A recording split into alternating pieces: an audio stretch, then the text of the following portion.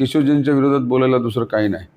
विकासाचा मुद्दा तर त्यांच्याकडे काहीच नाही आहे किंवा विकासाचं कुठलं त्यांचं बॅकग्राऊंड हा काहीच नाही आहे.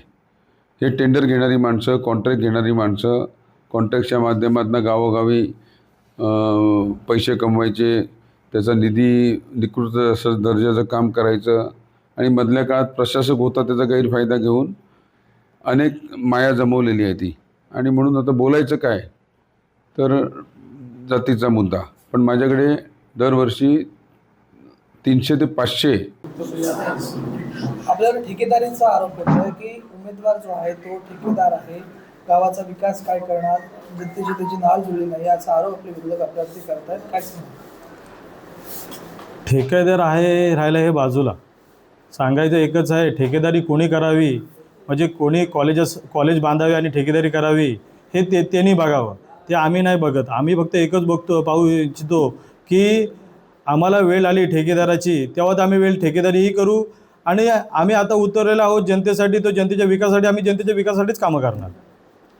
त्यांचं म्हणणं असं देखील आहे की आमचा पूर्व इतिहास जनतेशी जुळलेला आहे, आम्ही जनतेची विकास कामं केलेली आहेत, जनतेमध्ये आम्ही रुळलेलो आहोत. हे आता नवखे आलेले आहेत, त्यांनी आतापर्यंत जनतेची काय विकास कामं केली, जनतेची नाळ जुळलेली आहे का? चांगलं आहे. ते नागोठण्या परिसराला सगळं माहिती आहे की यांनी किती अद्याप परत कामं केलेली आहेत आणि किती नाही केलीत ही जनता दाखवेल.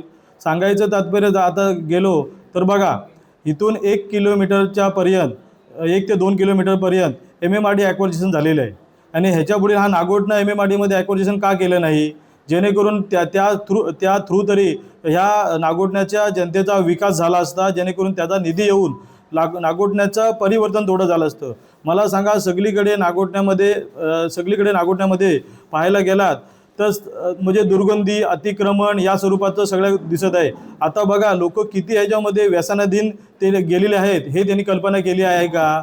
आता नागोठणा येथील मच्छी मार्केट बघा, कित्येक वर्ष ती लोक पुढे येत आहेत, म्हणजे दुर्गंधी वाढत आहेत. ह्याचा त्यांनी विचार केला का?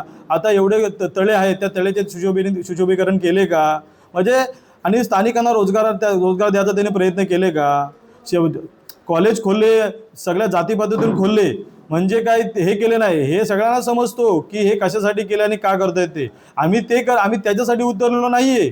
आम्हाला आमच्याकडे त्या समाजासाठी आम्ही मोस्ट ऑफ ह्युमॅनिटीला प्रिफर करतो, जेणेकरून आपल्या मनुष्य जातीला आपल्या कलेचा हा कसा फायदा करता येईल हेच आम्ही प्रयत्न करतो आणि प्रयत्न करीत राहील. उमेदवार म्हणून आपण रिंगणामध्ये आहात, अनेक सुशिक्षित बेरोजगारांचा प्रश्न आहे, त्यांना नोकऱ्या नाही आहेत, याकडे आपण कसं पाहता? फार वाईट वाटतो की आपल्या येथील मुलं ही पुणे, मुंबई या ठिकाणी जात आहेत. इथे बघायला गेलात तर स्थानिक कंपन्या भरपूर इथं म्हणजे स्थानिकांसाठी कंपन्या भरपूर आल्या, जेणेकरून ज्याच्याकडे जमिनी गेलेल्या आहेत त्या जमिनीचा त्यांना काहीच फायदा झालेला नाही.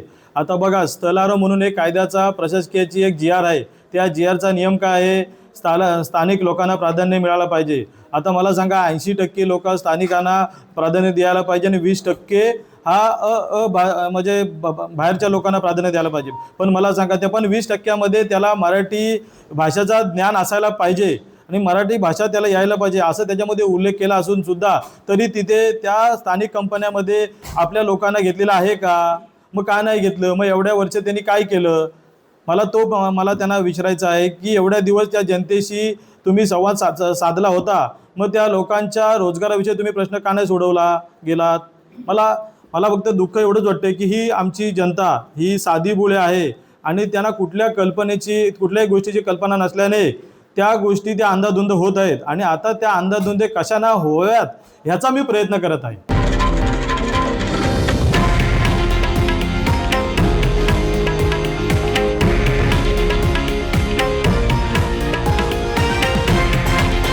हे आहे देशातील नंबर 1 न्यूज नेटवर्क आणि आपण पाहत आहात TV9 मराठी, एकमेव.